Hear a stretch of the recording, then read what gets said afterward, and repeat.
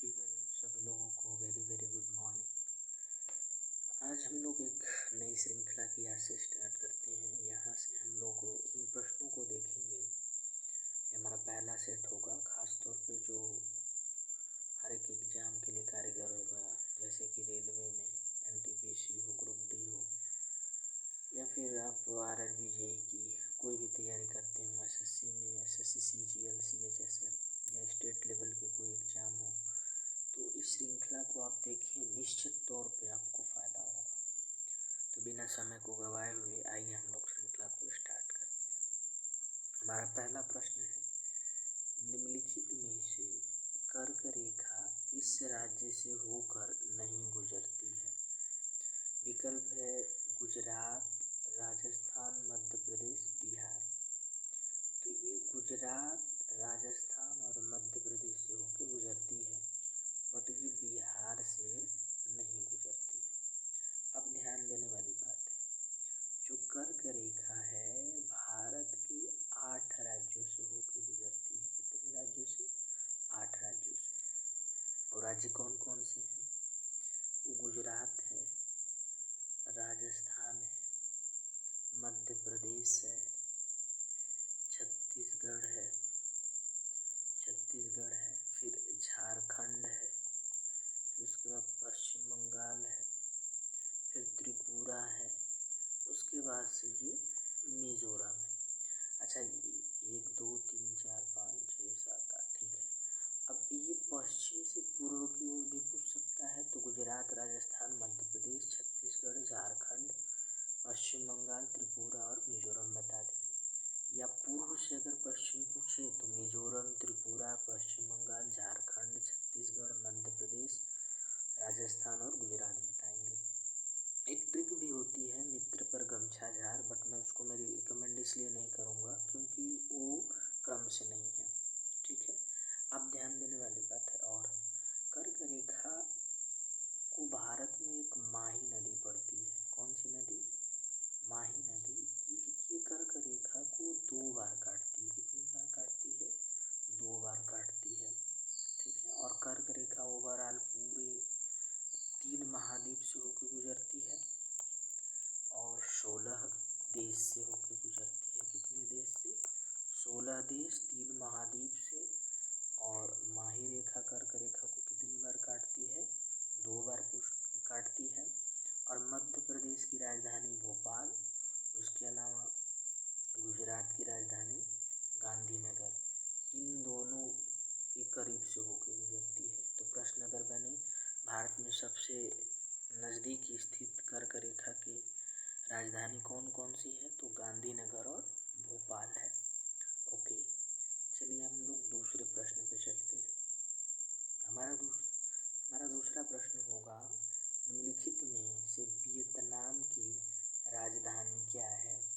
Vietnam की राजधानी क्या है? ऑप्शन है आपके पास हनोई, लीमा, थिम्पू, बर्न। चलिए, तो इसका सही जवाब हो जाएगा हनोई। वियतनाम की राजधानी कहाँ है? हनोई है। अच्छा, लीमा कहाँ की राजधानी है? तो लीमा पड़ता है पेरू। पेरू की राजधानी है लीमा। पेरू की राजधानी क्या है? लीमा। और भूटान की राजधानी कहाँ होगी?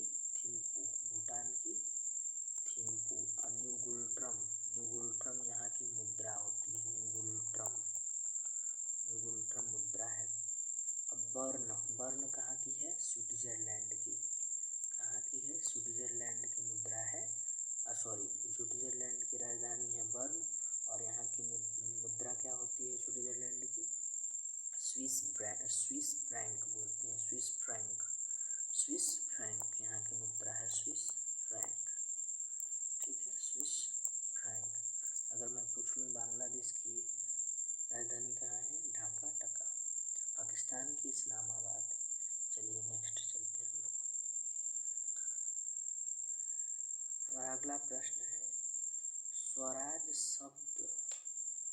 स्वराज शब्द का प्रयोग दादा भाई नौरोजी ने किस अधिवेशन में किया था? 1886 कलकत्ता अधिवेशन, 1893 लखनऊ अधिवेशन, 1906 कलकत्ता अधिवेशन, 1916 लखनऊ अधिवेशन।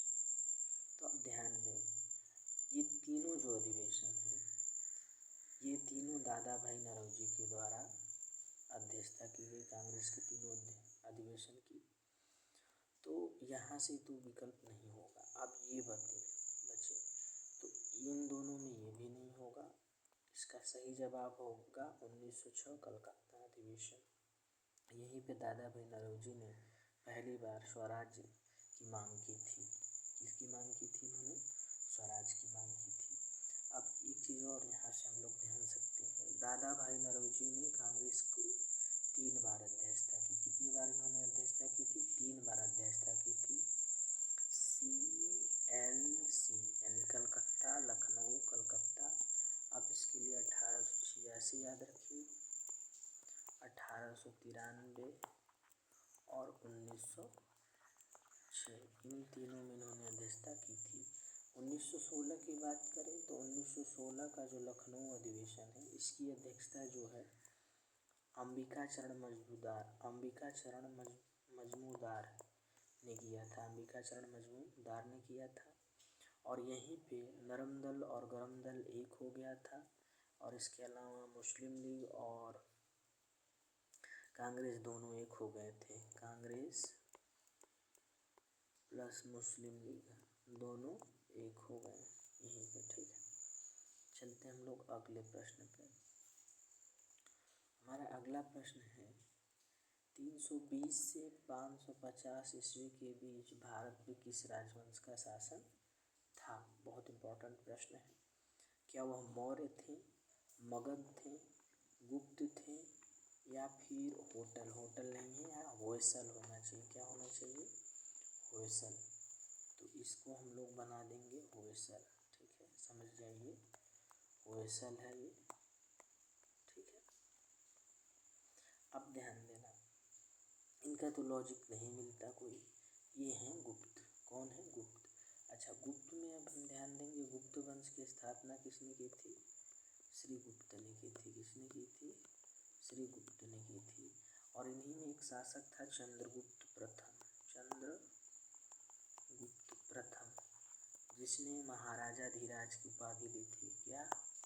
महाराजा धीराज की उपाधि ली थी। इसी गुप्त वंश में अगर हम लोग पढ़ेंगे तो कुमारगुप्त का नाम पढ़ेंगे। किसका? कुमारगुप्त का।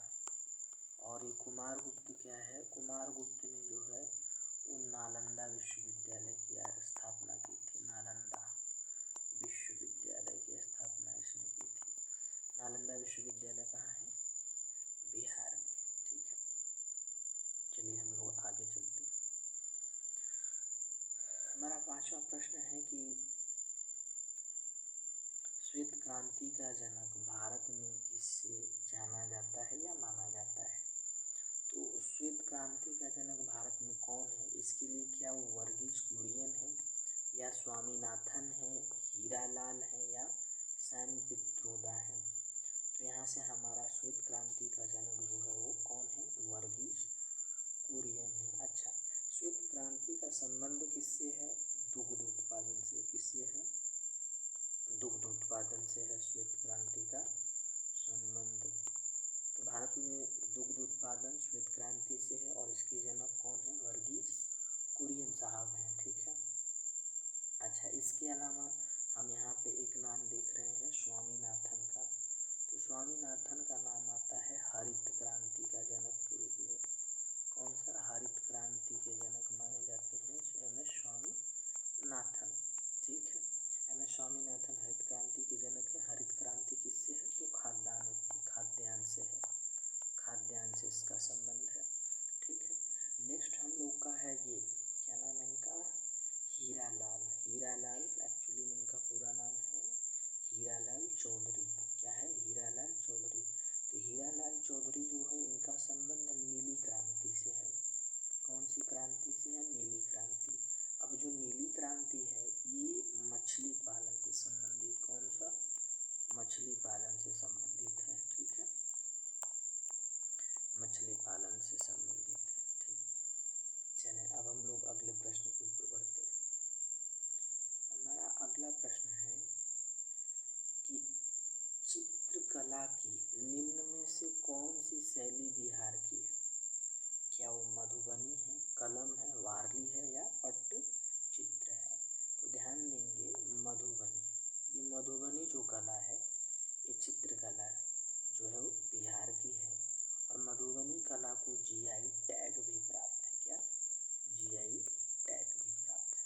चले अन्य की अगर हम बात करें, अगला नाम इसमें कलम का है। कलम जो है ये आंध्र प्रदेश की है। कहाँ की है? आंध्र प्रदेश की शैल चित्रकला है। वारली कहाँ की है? तो वारली जो पड़ती है वो पड़ जाती है कहाँ की? महाराष्ट्र की। कहाँ की पड़ जाती है? महाराष्ट्र की। नेक्स्ट हमारा है पट्टचित्र। पट्टचित्र जो है वो पड़ती है उड़ीसा की। ये कहाँ की है? उड़ीसा की। ठीक है, नेक्स्ट की बात करें, अगला प्रश्न हम लोगों का, बुद्ध के जीवन से जुड़ी घटनाओं में कमल और बैल किसका प्रतीक है? क्या वो जन्म के प्रतीक है या मृत्यु का प्रतीक है, गृह त्याग का प्रतीक है या फिर प्रथम उपदेश का प्रतीक है? तो देखो, कमल और जो बैल है ये जन्म का प्रतीक है। ठीक है, और बुद्ध की मृत्यु का प्रतीक क्या है? मृत्यु का प्रतीक जो है वो स्तूप है। क्या है? स्तूप। ठीक है, इसके अलावा गृह त्याग की घटना को हम लोग क्या कह सकते हैं? महाभिनिष्क्रमण बोला जाता है। महाभिनिष्क्रमण, महाभिनिष्क्रमण। ठीक है, इसके अलावा जो प्रथम उपदेश इन्होंने कहाँ दिया था? सारनाथ में दिया था। इसे धर्म चक्र परिवर्तन बोला जाता है। क्या? धर्म चक्र परिवर्तन बोला जाता है। ओके, चलिए, जो कि सारनाथ में दिया था 5 शिष्यों को। चलिए हम लोग अगले प्रश्न पे चलते हैं। हम लोग अगला प्रश्न है कि भारतीय संविधान में नागरिकता किस देश से ली गई है? क्या वह ब्रिटेन है, फ्रांस है, यूएसए है या ऑस्ट्रेलिया है? तो हमें पता है ये नागरिकता का प्रावधान भारतीय संविधान में ब्रिटेन से लिया गया है, जिसका वर्णन नागरिकता जो है अनुच्छेद 5 से लेके 11 तक आती है। और इसके अलावा भाग 2 का पाठ है भारतीय संविधान में, भाग 2 है, और एकल नागरिकता है जो कि ब्रिटेन से लिया गया। अच्छा, ब्रिटेन से और क्या क्या चीज़ें ली गई है? अगर हम बात करें ब्रिटेन से क्या क्या लिया गया है, तो पहला तो नियंत्रक महालेखा परीक्षक का कार्यकाल की बात की गई है। किसकी? नियंत्रक महालेखा परीक्षक का कार्यकाल। नियंत्रक महालेखा परीक्षक का कार्यकाल। ठीक है, कार्यकाल। ठीक है, नेक्स्ट हम लोगों का है कानून का शासन। यहाँ से लिया गया है कानून का शासन। कहाँ से लिया गया है? ब्रिटेन से लिया गया है। और सरकार का संसदीय रूप, संसदीय रूप जो है, संसदीय रूप, ये भी कहाँ से लिया गया है? ब्रिटेन से लिया गया है। फ्रांस से अगर हम बात करें तो स्वतंत्रता, गणतंत्र, समता, भाईचारा आदर्श फ्रांस से लिया गया है। स्वतंत्रता हो जाएगा, भाईचारा हो जाएगा, है ना। इसके अलावा स्वतंत्रता, भाईचारा, समता कह सकते हैं, आप बोल सकते हैं आदर्श, ये सब कहाँ से लिया गया है? ये लिया गया है फ्रांस से। यूएसए से क्या क्या लिया गया है? तो यूएसए से अगर हम देखें तो यूएसए से हमारा आ जाएगा क्या क्या? यूएसए से हो जाएगा पहला महाभियोग। महाभियोग का वर्णन किस में है? आर्टिकल 61 में है। ठीक है, जो कि राष्ट्रपति के ऊपर लगाया जाता है। इसके अलावा हम अमेरिका से प्रस्तावना लिए हैं। प्रस्तावना भी हम कहाँ से लिए हैं? अमेरिका से लिए हैं। और इसके अलावा हम देखें तो मूल जो अधिकार है यानी मौलिक अधिकार जो है वो भी कहाँ से लिया गया है? अमेरिका से लिया गया है। आर्टिकल 36 से 51 तक इसका वर्णन है। भाग 3 का ये विषय है, भाग 3। इसके अलावा और कुछ, इसके अलावा उपराष्ट्रपति के कार्य जो होते हैं वो भी कहाँ से लिया गया है? यूएसए से लिया गया। बात करें ऑस्ट्रेलिया की, तो ऑस्ट्रेलिया से हमने क्या लिया है, समवर्ती सूची को लिया है। क्या, समवर्ती सूची को लिया है। वर्तमान में इसमें कितने विषय हैं, वो 22, इसमें शिक्षा आ जाता है, वन आ जाता है, कारखाना आ जाता है, बिजली आ जाता है ना, ये सब आ जाते हैं इत्यादि। और ऑस्ट्रेलिया से हमने क्या लिया है, संयुक्त बैठक। संयुक्त बैठक की बात भी कहाँ से लिया गया है, संयुक्त बैठक भी अमेरिका, ऑस्ट्रेलिया से लिया गया है। चलिए अगले प्रश्न के ऊपर चलते हैं हम लोग। प्रश्न है, क्षुद्र ग्रह किसकी कक्षा में पाए जाते हैं? क्या वह शनि और बृहस्पति है, क्या वह मंगल और बृहस्पति है, या पृथ्वी और मंगल है, या बुध और शुक्र है? तो हमारा सही जवाब होगा क्या, क्षुद्र ग्रह जो है वो मंगल और बृहस्पति की कक्षाओं में पाए जाते हैं। अच्छा, जो क्षुद्र ग्रह जो चक्कर लगाते हैं, ठीक है, ये दीर्घवृत्ताकार में चक्कर लगाते हैं। कैसे, दीर्घवृत्ताकार चक्कर लगाते हैं, दीर्घवृत्ताकार में चक्कर लगाते हैं, ठीक है। इसके अलावा अगर हम लोग बात करें, ये सूर्य हो जाए हम लोगों का प्यारा सा, अच्छा सा बन जाए यार, ठीक है, बन जा, ठीक है। क्षुद्र ग्रह ये हो गया हमारा, सूर्य मान लेते हैं। तो पहला बुध पड़ता है, बुध के जिसको मरकरी बोलते हैं, फिर वीनस शुक्र, अर्थ है फिर इसके बाद, ठीक है, मरकरी हो गया, वीनस हो गया, अर्थ हो गया यानी पृथ्वी, फिर मार्स यानी मंगल हो गया, फिर जुपिटर यानी कि बृहस्पति। इन्हीं दोनों के बीच में क्या पाए जाते हैं, क्षुद्र ग्रह, मंगल और बृहस्पति के बीच। फिर सैटर्न है, इसको शनि बोलते हैं। इसके बाद शनि के बाद यूरेनस अरुण, और क्या है, नेपच्यून, जिसको वरुण बोलते हैं। तो हो जाएगा बुध शुक्र पृथ्वी मंगल बृहस्पति शनि अरुण वरुण, ये 8 ग्रह हैं जो कि सूर्य से बढ़ते क्रम में हैं, ठीक है। चलें अगले हम प्रश्न पे चलते हैं। हमारा अगला प्रश्न है,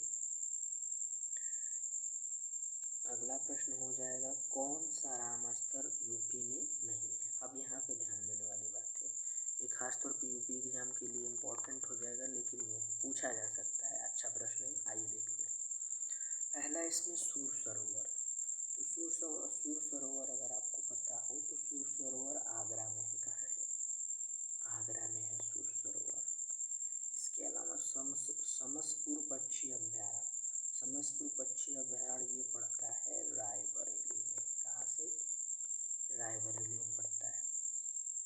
अब है अगला सरसई नावर झील, जो सरसई नावर झील है ये पड़ता है इटावा में। कहाँ पड़ता है, इटावा में। तो ये तो तीनों कहाँ हो गए, यूपी के पार्ट हो गए। अब बचा एक चौथा लास्ट जो है सूरी नसर मानसर झील, और ये है कहाँ पे, ये जम्मू कश्मीर का पार्ट है। तो इसका सही जवाब हो जाएगा सूरीनसर मानसर झील, जो कि जम्मू कश्मीर में पड़ता है। चलिए नेक्स्ट की बात करते हैं। बहुत ही बेस्ट क्वेश्चन है ये। प्रश्न है, वित्तीय आपातकाल का संबंध किस अनुच्छेद से है? क्या वो अनुच्छेद 352 है, 356 है, 360 है, या 368 है? तो हम इसको एक्सप्लेन करते हैं। तो आर्टिकल 352 जो है ये राष्ट्रीय आपातकाल से संबंधित, कौन सा आपातकाल, राष्ट्रीय आपातकाल से संबंधित है, राष्ट्रीय आपातकाल से संबंधित है। अच्छा, इसमें क्या कहा जाता है, जैसे युद्ध हो, बाह्य आक्रमण हो, या सशस्त्र विद्रोह हो जाता है तो उस कंडीशन में लगाया जाता है। फिर आर्टिकल 356 यानी अनुच्छेद 356 की बात करें तो इसमें क्या है, राज्य आपातकाल है। क्या है, राज्य आपातकाल है। आपातकाल सबसे ज़्यादा उत्तर प्रदेश में लगा है राज्य आपातकाल फिर अब तक।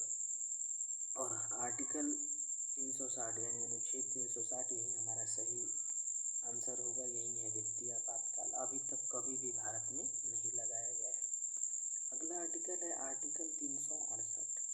ये जो है ये आर्टिकल 368 ये हमने कहाँ से लिया है? दक्षिण अफ्रीका से लिया है। कहाँ से? दक्षिण अफ्रीका से है, ठीक है। और आर्टिकल 368 है, इसमें क्या है? संविधान संशोधन है। क्या? संविधान